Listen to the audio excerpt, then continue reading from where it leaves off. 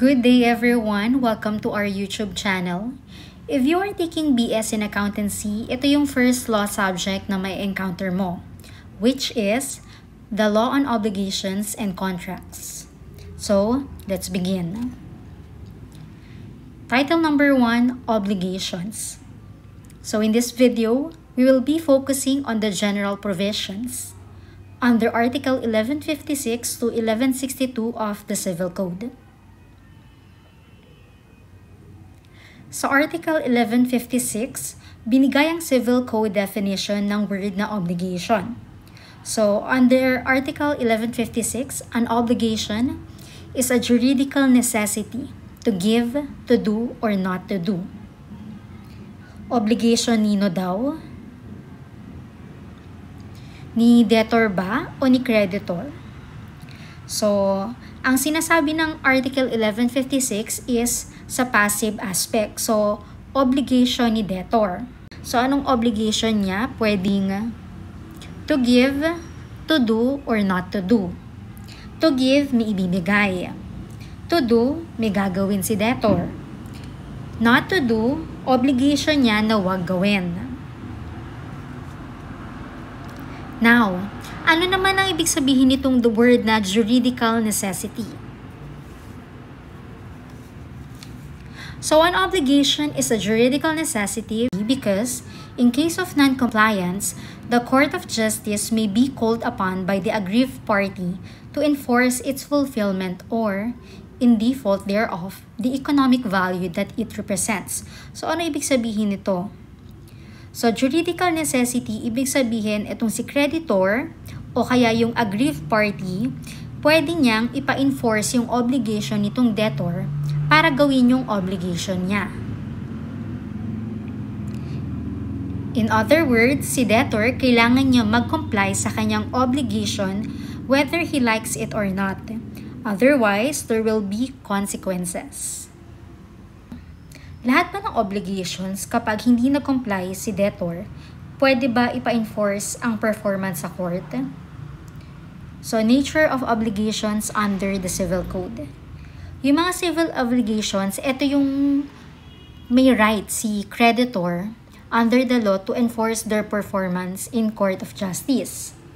However, hindi lahat ng obligasyon pwede ipa-enforce sa korte, kagaya na lang nito mga natural obligations. Because these are based on equity and natural law. They do not grant the right of action to enforce their performance. Although in case of voluntary fulfillment by the debtor, the latter may not recover what has been delivered or rendered. So, let's explain it further. So, we have an example here. Si Juan, tsaka si Pedro. So, si Juan, nangutang siya kay Pedro, 10,000 pesos. Ngayon, sinisingil ni Pedro si Juan, di nagbabayad. Hanggang sa nawala na tong si Juan, nagtago na. Now, after more than 10 years, so, nag-prescribe na, hindi na pwedeng singilin ni Pedro yung utang ni Juan kasi more than 10 years na. Pero itong si Juan, kasi nga nangutang siya, binayaran niya ngayon yung utang niya kay Pedro.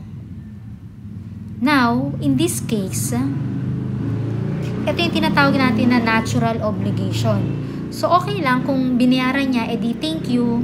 Sabi ni Pedro, thank you. Pero kung si Juan, yung binayad niya, babawiin niya, hindi na pwede. Essential requisites of an obligation. So, every obligation has 4 essential requisites, namely number 1, passive subject, number 2, active subject, number 3, object or prestation, 4, juridical or legal tie. So, isa-isahin natin sila. Passive subject. So, tawag din dito debtor or obligor.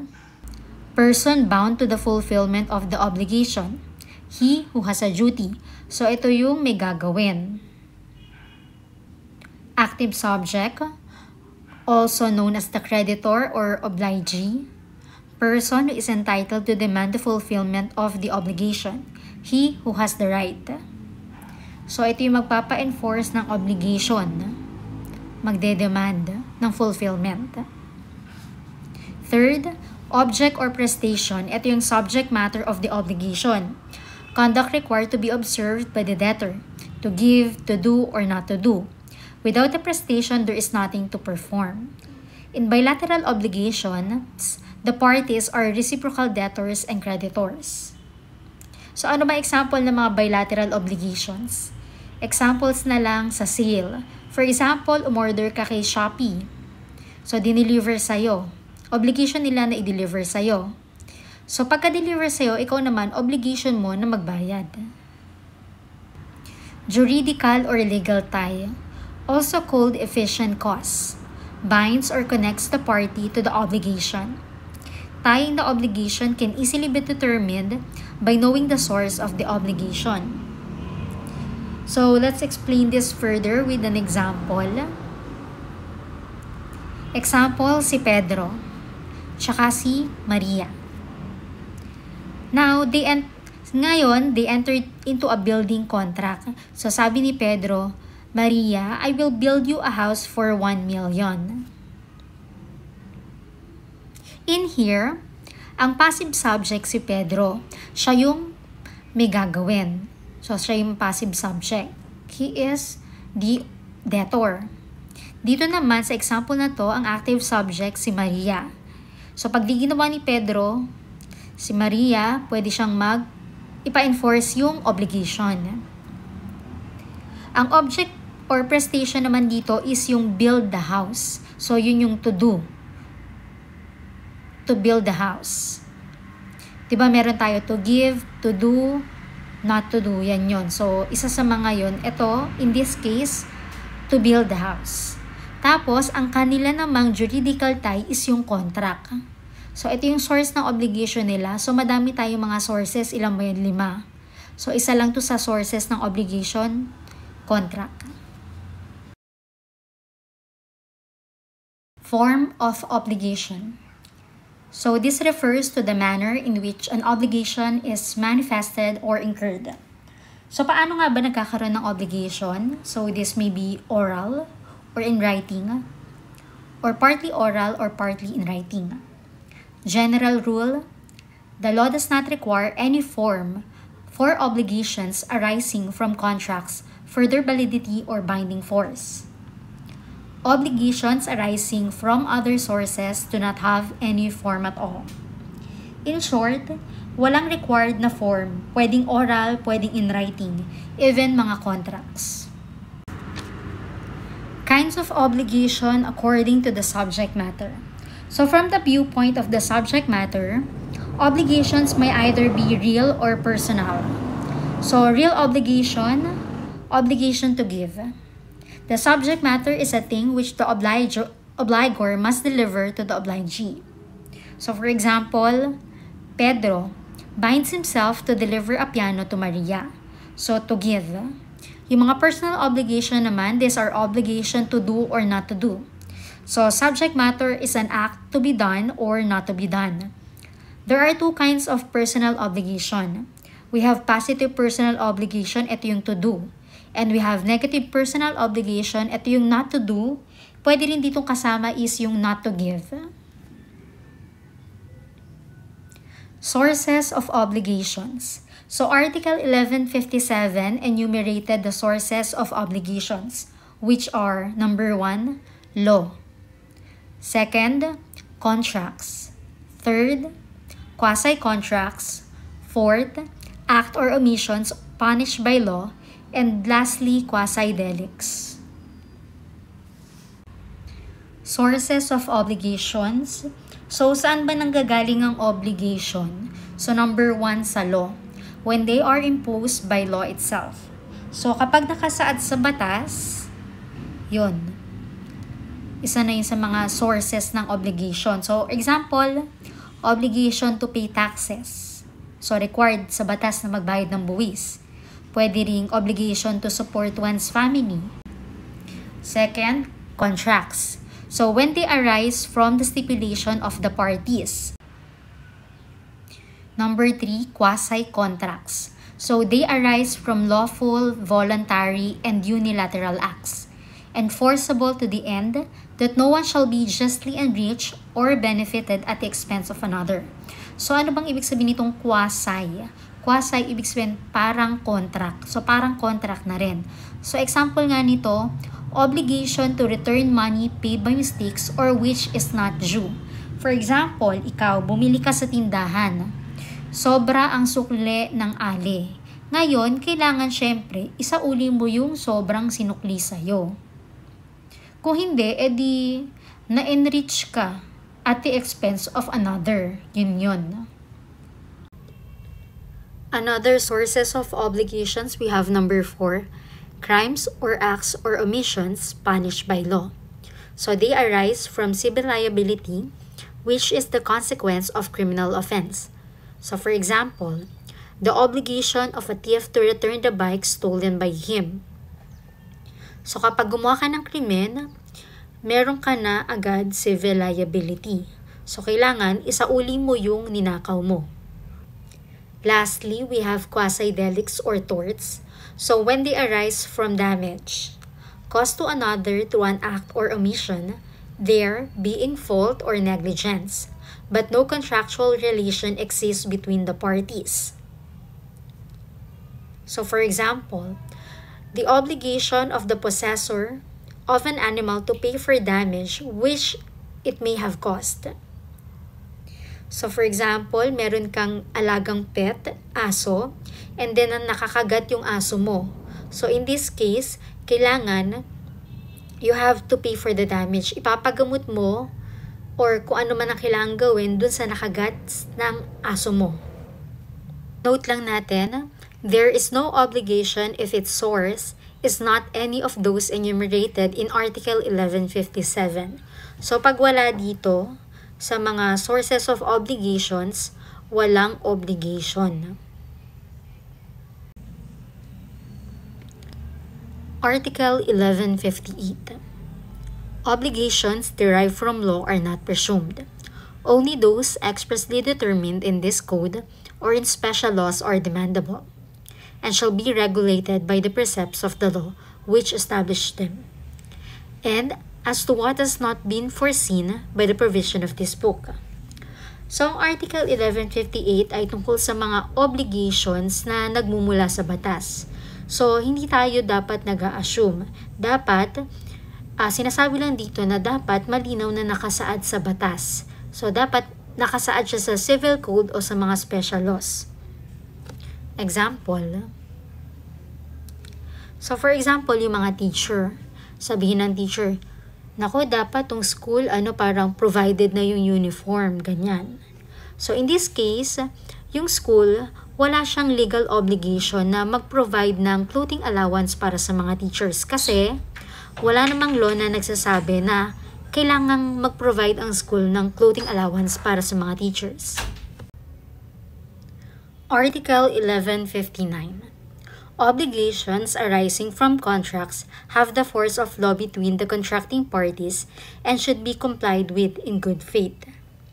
So, ang sinasabi ng Article 1159 ay mga contractual obligations or obligation na nagmumula sa contracts or voluntary agreements. So, what are contracts? So, contracts is a meeting of minds between two or more persons whereby one binds himself with respect to the other to give something or to render service. So, ibig sabihin nito, may two or more persons na nagkasundo, pwedeng may ibibigay or may gagawin. Now, as to the binding force. So, an obligation arising from contracts have the force of law between the contracting parties. They have the same binding effect of obligation imposed by law. Pero, however, hindi ibig sabihin na mas superior ang contract kesa sa law. Requirements of a valid contract. So, a contract is valid assuming na yung mga essential elements are present like yung consent, object, cost. Tsaka, if the contract is not contrary to law, morals, good customs, public order, and public policy. Breach of contract. It takes place when a party fails or refuses to comply without legal reason or justification with his obligation under the contract as promised. So, may breach of contract kapag hindi nagawa or ayaw gawin yung napagkasunduan sa contract without legal reason or justification. Now, ano naman tong complied with in good faith? So, compliance or performance in accordance with the stipulations or terms of the contract or agreement. So, compliance in good faith, ibig sabihin nito, yung mga parties in a contract, in the performance of their contractual duties, dapat sila ay honest and sincere. So, example natin si Pedro tsaka si Maria. Si Pedro, nag-agree siya na ibenta niya yung bahay niya kay Maria. Ngayon naman, itong si Maria, pumayag na bilhin yung bahay ni Pedro, voluntarily and willingly. So in this case, bound sila sa terms of their contract and neither party may upon by his own will, without any justifiable reason, withdraw from the contract or escape from his obligation. So kailangan they must comply it with in good faith. Ngayon naman, paano kunwari si Maria, ayoko na palang bilhin yung bahay mo. So, ang nangyari dyan, breach of contract. Another example, si Pedro tsaka si Maria ulit. So, si Maria, sabi niya, Pedro, bibigyan kita ng 1,000 pesos. Patayin mo lang tong si Juan. Ngayon, in this case, void tong contract na to kasi contrary siya sa law. Now, ito naman si Juan tsaka si Pedro. Ngayon, itong si Juan may utang kay Pedro. Sabi ni Juan, Pedro, pwede bang hanggat di ko nababayaran yung utang ko, magsisilbi na lang muna ako sa'yo ng libre. Dito, void din yung contract kasi contrary siya sa law tsaka sa morals. Article 1160. Obligations derived from quasi-contracts shall be subject to the provisions of Chapter 1, Title 17 of this book. So, ano nga ulit yung quasi-contracts? So, is that juridical relation resulting from lawful, voluntary, and unilateral acts by virtue of which the parties become bound to each other to the end that no one will be justly enriched at the expense of another. Resulting from lawful. So, lawful, hindi labag sa batas. Voluntary, kusang ginawa. Unilateral acts, ibig sabihin, isa lang yung gumawa. So, ito kasi sa quasi-contracts, hindi siya yung proper na contracts. Di ba nga sabi ko quasi, parang contract siya. Kasi sa contracts, may meeting of the minds or consent. Yung parties na nag-enter talaga sila into a formal agreement. Sa quasi-contract, walang consent. Pero, kino-consider ng batas na parang nag-enter na rin sila ng contract. Yung mga parties para ma-prevent yung injustice or unjust enrichment ng isang tao at the expense of another.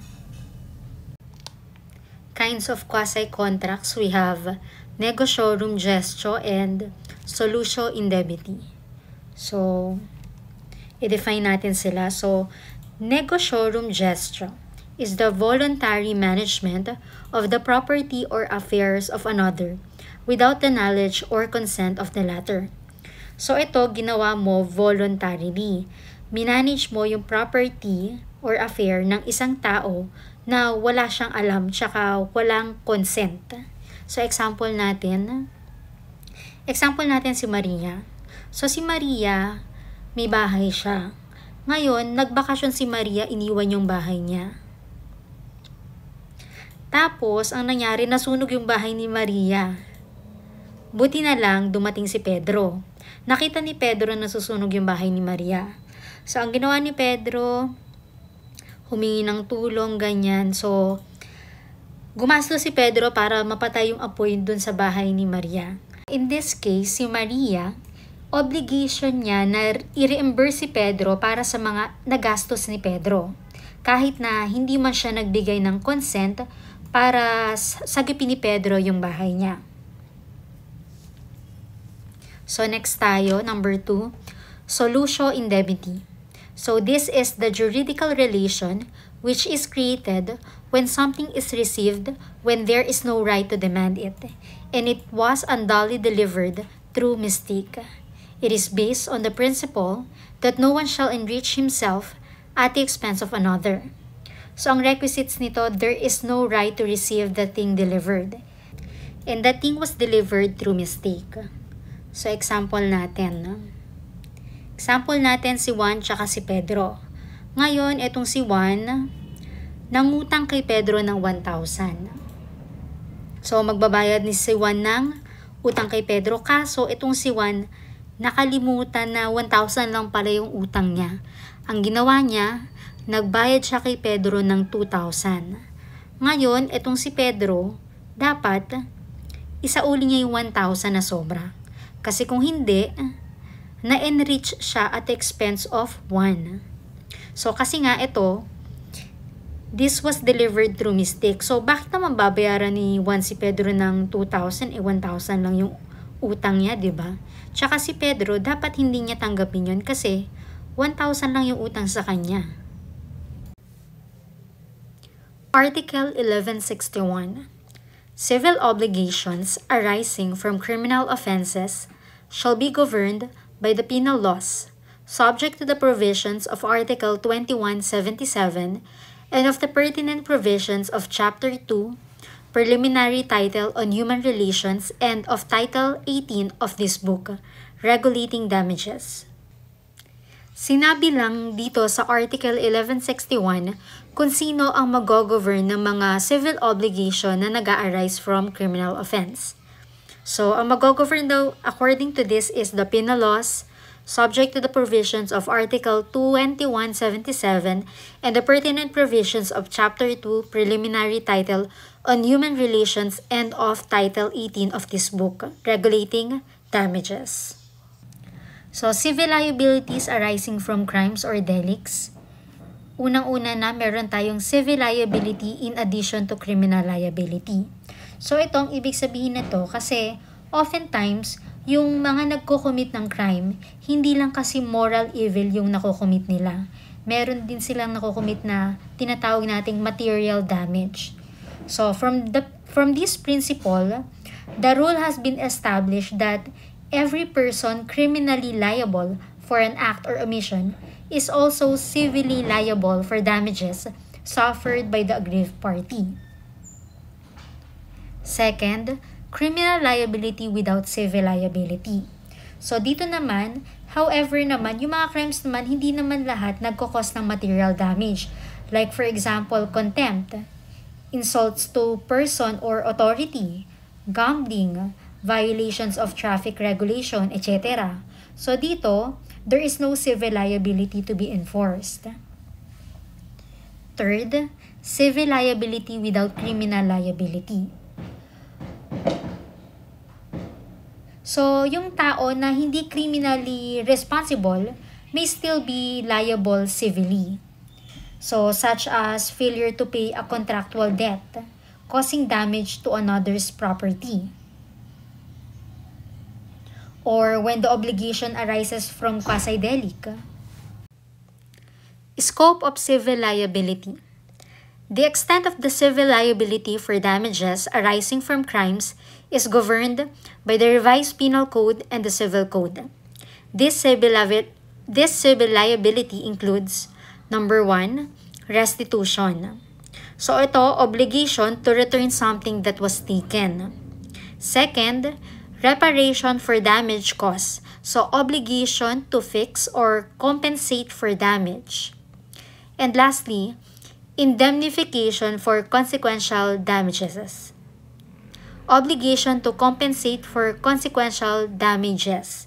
So, bigay tayo na example para mas ma-picture out natin siya. Example, si Juan, ninakaw yung kotse ni Pedro.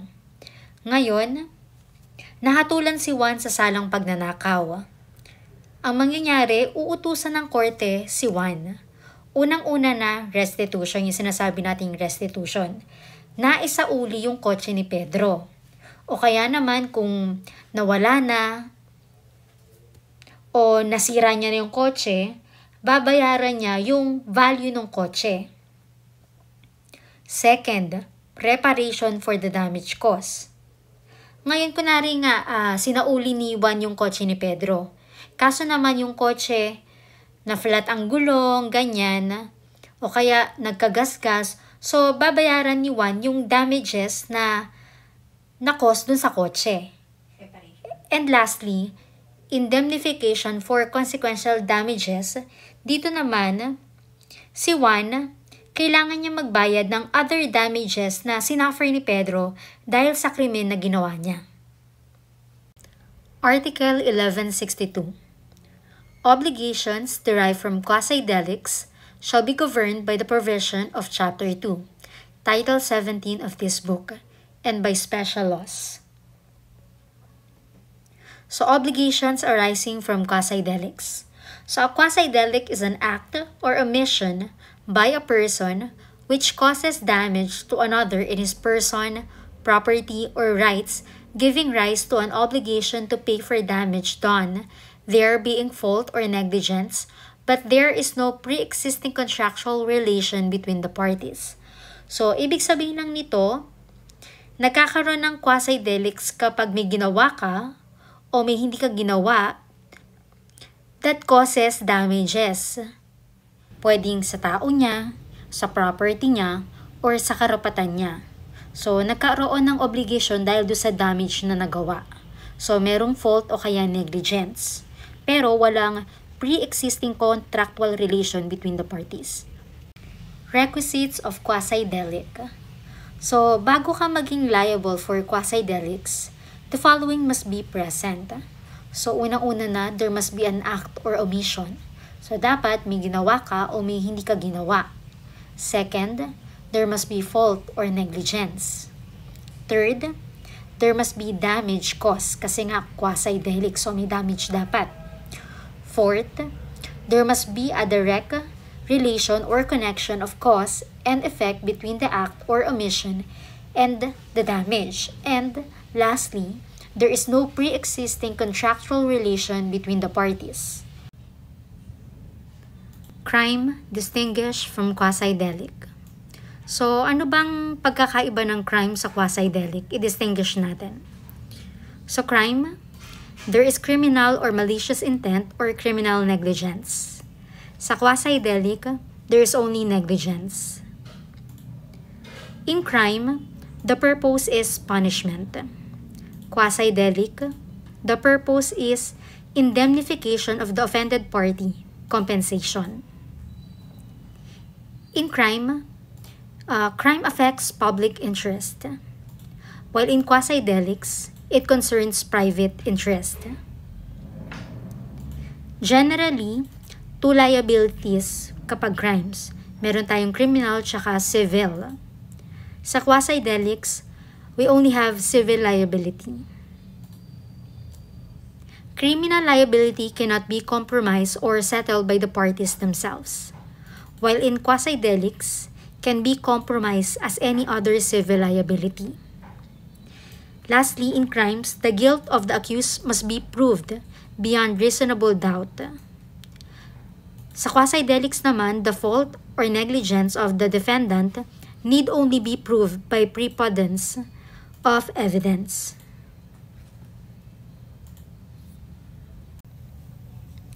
That's it for general provisions under Article 1156 to 1162 of the Civil Code.